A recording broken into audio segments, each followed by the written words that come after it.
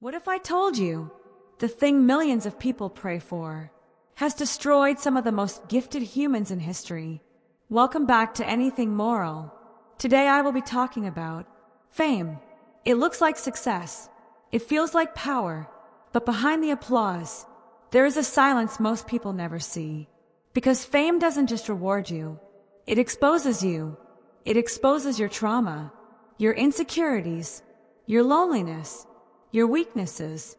And when the entire world is watching, there is nowhere to hide.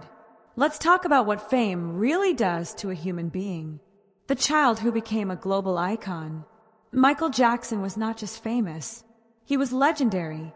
But before the fame, there was a child rehearsing for hours, a child whose value was tied to performance, a child who learned that applause meant love.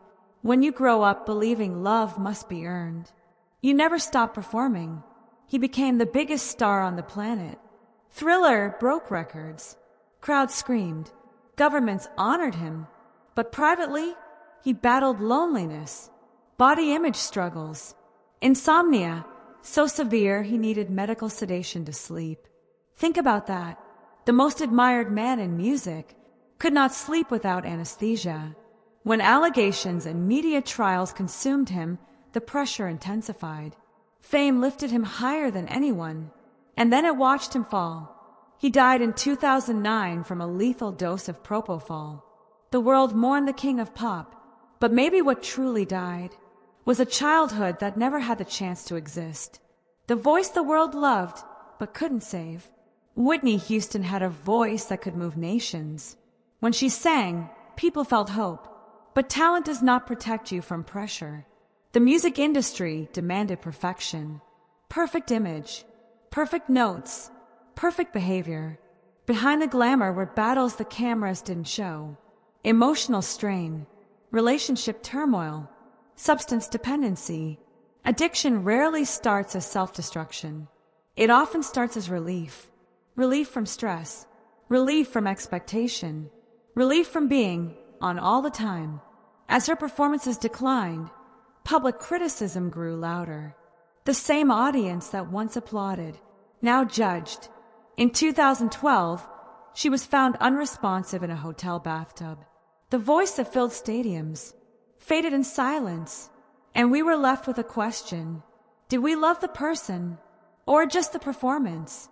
Fame, ego, and escalation. Tupac wasn't just an artist.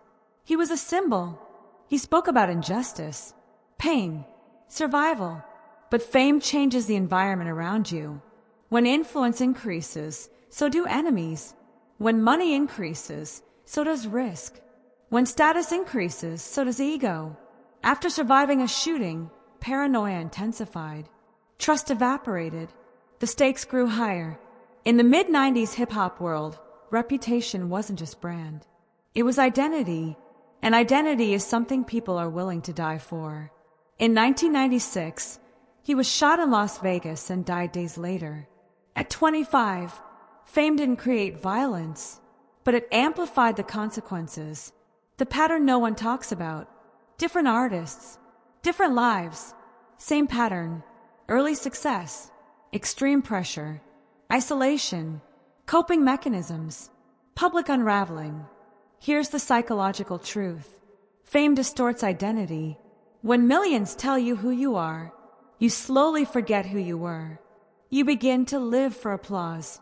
And applause is additive. Applause is not love. It is noise. So here's the real question. Is fame the problem, or is it what happens when broken humanity meets unlimited attention? Fame magnifies everything. If you are grounded, it magnifies impact. If you are wounded, it magnifies damage. The world celebrates success, but rarely asks what it costs. And maybe the most dangerous part of fame is not being known by everyone. It is being known by everyone, but truly understood by no one.